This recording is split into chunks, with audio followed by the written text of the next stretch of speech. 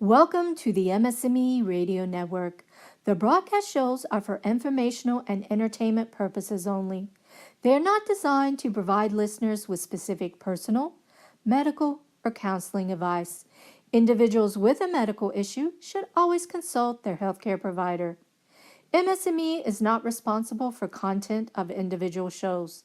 The views expressed by show hosts or their guests are their own. Enjoy the show.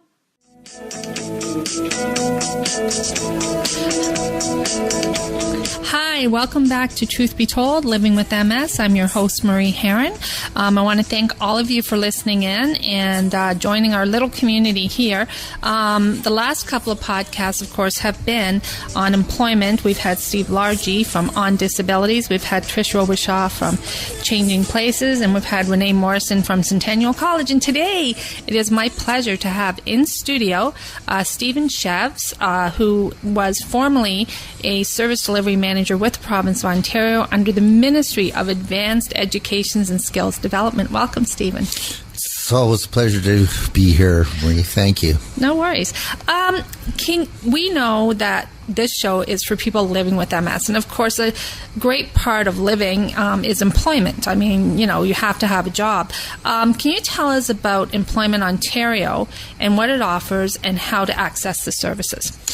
Employment Ontario offers an employment service network with over 60 locations across Ontario, where people can access, not simply people with disabilities, but certainly all of our sites are, or I should say all of these sites, they're no longer all of our sites.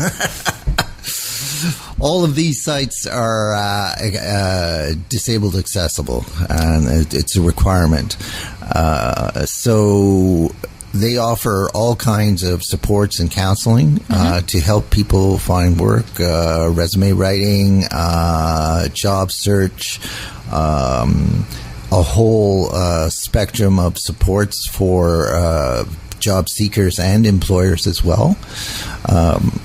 And someone who will listen, who will look at your specific case and deal with the what's available for you through the provincial government.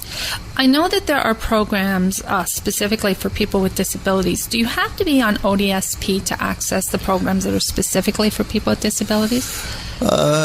ODSP, through the Ministry of Community and Social Services, does offer the Ontario Disability Supports Program, and you basically have to qualify for that program. It's financially means tested.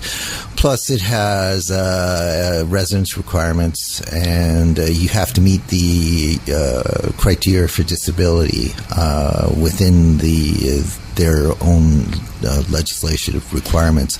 But you can go to the Ministry of Community and Social Services, search, if you just Google search Ontario Disability Support Programs, you can access their site and look at all the eligibility requirements, and you can see if you qualify for that specific support. Great. What would you say to someone, let me ask you this. I had Renee Morrison in studio last week, and we were talking about the fact that sometimes people put a Canadian flag on their services and, tell people that, if you paid them a certain sum of money, they could find you a job. What would you say if I told you that? I would say that does happen. It's regularly. There's a whole industry built up around that. There's immigrant services built up around that, but it's generally a duplication of provincial and federal services that are available for free. Yeah, Renee and I called them merchants of misery. Well, I really can't comment on that because some of them actually do a service for the money, but it's a service that you can get for nothing. Right. And very professionally for nothing. The Employment Service Network, there's a criteria for service providers for the province. It's not just anybody. You have to apply through a call for proposal. You have to meet stringent criteria. You have to have insurance.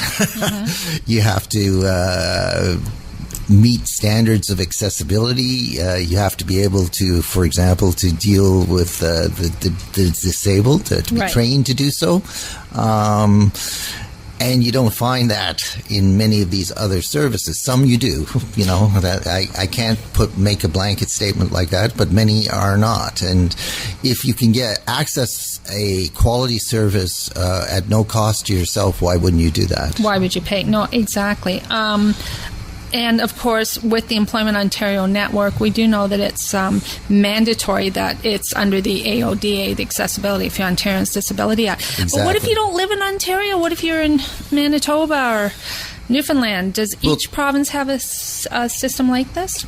Each province has a similar system, but it's not the same. Okay. So you can access via the web, and just put in the province, put on the disability supports and search, and you will get the linkages to their various ministries and what's available for each individual province. And it's important that you do that because it does vary from province to province, including amounts of supports, eligibility criteria, et cetera, et cetera. As you know, MS can be an invisible disability. Should applicants disclose to their employment counselor that they have MS, or? Basically, you can disclose that you have a disability. You don't even have to disclose that you have what the disability is. It's not a requirement. But by disclosing that you have a disability, if you feel comfortable, of course, when you think about it, 1 in every 340 Canadians has MS, which is the highest instance in the world. You can access additional supports. Most of the provincial programs have built into them, the employment service programs, additional supports for people with disabilities. The Second Career Program, for example, which my previous ministry, or my last ministry prior to my retirement, Ministry of Advanced Education and Skills Development, has a disability component within it which provides for additional supports for qualified individuals to attend school. So it's in your best interest to identify that you have a disability. It's the province is not interested in your medical records or anything like that, because that's private. And anyone asking you for that, you can tell them that that's private. None of your business. And you should be telling them that. So, but by identifying yourself as having a disability, you open yourself to those additional supports which you wouldn't be qualified for otherwise if you didn't self-disclose. Okay. I interviewed Steve Largy from On Disabilities last week, and he feels the intent is there for employers, but not enough employers are buying into total inclusion, that there seems to be a hesitance to hiring people with disabilities. In your experience, do you think that there's changes going forward? Do you think there's more because there is such a higher number of people with disabilities? Well, I mean, just look at MS, for example. 1 in 340 Canadians are affected by MS, so there is a high instance. I think that attitudes are changing, and that slowly over time more supports are becoming available. What happens is, in some instances, employers have had difficulties with people that have disabilities. Usually, it's isolated, and normally the difficulty is not even related to the disability. Yeah. But it colors their approach to things. I think that with greater communication and education on disabilities and people with disabilities. A lot of employers have disabled people working for them. They don't even know that. Right. So I think that attitudes are slowly changing, but only through communication, through frank dialogue, and through addressing specific issues are things going to significantly change over time. I think that we are moving in that direction, but I would have to say it's embryonic. It's just starting. The gestation period is just taking place, and no babies have been delivered yet. But it's coming. I thought so. Now, we interviewed Trish Robichaux from changing places. And she was saying that, yes, Steve makes a great business case. Steve Largey makes a great business case. But beyond the business case, there has to be changes internally around communication. There has to be another layer that's almost like a disability coach to work with people. Do you see that in the future at all?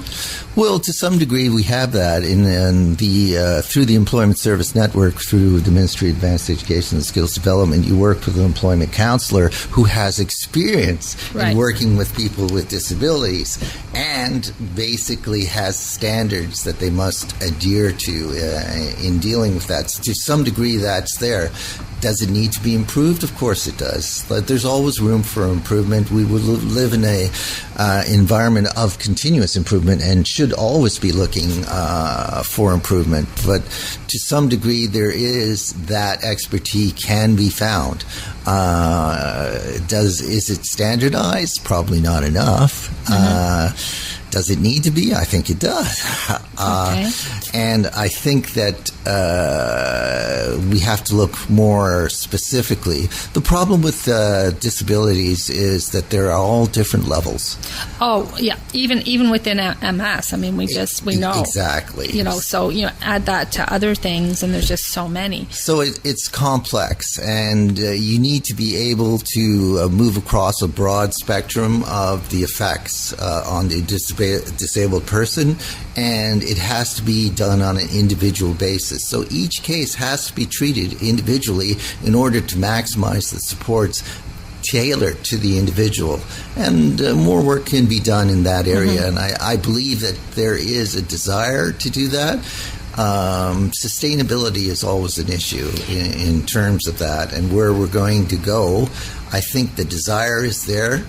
I think more money is being forecasted for that use. But again, there are limits on what is sustainable, and that impacts everything going forward.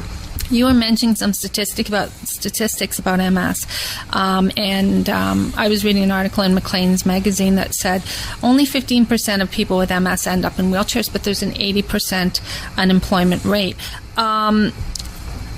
Some of the things that you're talking about would definitely open up doors, because there's a lot of people with MS who, once they get on ODSP, they're reluctant to go and take a job because they'll lose their benefits.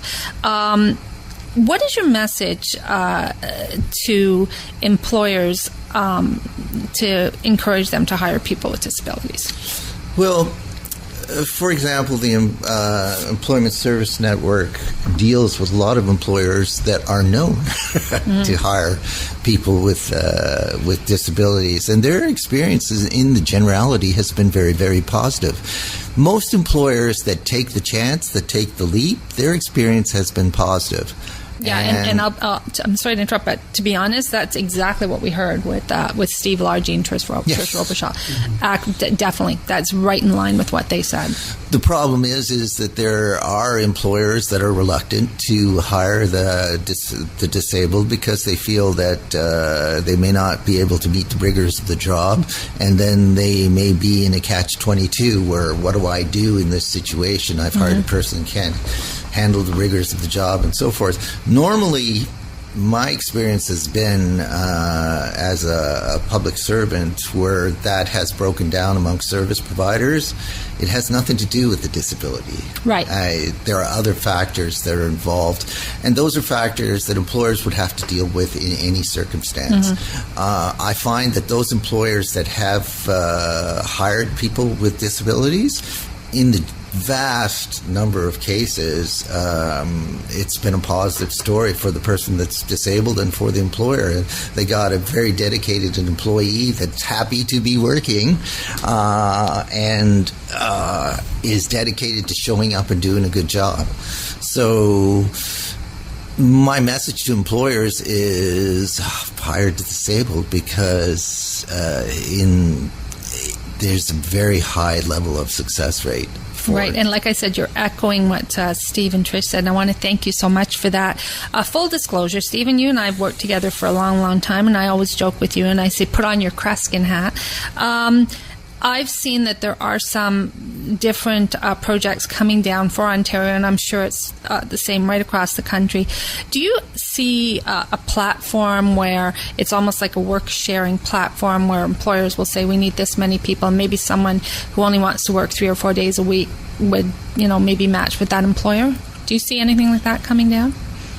I see that there is an appetite for something like that, and there are programs now where, primarily in the hospitality industry, where that segment is being funded so that they can address that specific target group and bring them in for training and train them for the industry. And the industry is participating and saying we need people to do this, that, and the other thing, and that a standard is being developed and so forth. So we do see that trend, and quite honestly, it's a national trend. It's not a trend that's limited to Ontario, and we will see more of that, in my opinion, going forward. So I see that there will be more opportunities in that way. Also, though, is frankly, the disabled lobby is getting stronger. And a strong lobby will help move that along. So people with disabilities need to get together.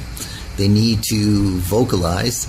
They need to make their members of Parliament, whether it be provincial or federal, aware of what their needs are. And they talk about and suggest specific programs that might help them.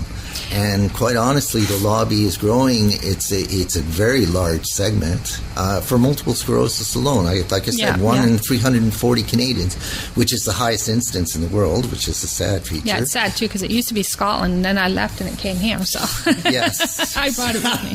It's not your fault, Marie. I take everything so personally. Yeah, but it's a significant segment of the population, which means it can be a significant lobby. People need to direct their force because they are strong. The numbers are strong. The need is great. It needs to be identified, and it needs to be brought forward at the political level. Right. Okay. Thank you so much for that, Stephen. I just wanted to mention, if employers are listening, diagnosis for multiple sclerosis is usually between the ages of 17 and 25. So you've got your youth in there as well. I mean, you've got people that are just in university, college, starting college. So it's definitely a group worth looking at. Like I said, Renee Morrison was in here the other day, and she's from Centennial, and I said, where are you located? And she said Scarborough, and I said, no, I think it's pronounced. And I mentioned you. I said, I think Steve Shev says, what do you say? Scarborough? Yes, I might say that, but it may or may not be the correct pronunciation. So we want to thank Steve Shabs for all the work he's been doing in Scarborough. Stephen, I want to thank you so much for coming in. I hope our listeners in Ontario and across Canada, and for that case, to that matter, wherever you are, Stephen is right about lobbying and, organizing. And the first thing to do to organize is to build a community. And that's what we're doing here with this podcast. So I want to thank you so much, Stephen. And I want to thank all of you who are listening. And thanks. It's my pleasure, Marie, and I just like to thank you for the opportunity to be here and to say that things are changing. You need to be on the leading edge. You need to be helping move change along. And there's a lot more research going on. There's some really good research in terms of antioxidants. There's a number of other research projects going forward on the use of cannabis to control pain and so forth for those with multiple sclerosis. There are good things happening. Yeah. You need to be aware, you need to focus, and you need to get involved. And thank you, Stephen, for giving us a reason for being here. I love this. Thank you so much. It's my pleasure. We really appreciate it. Thank you.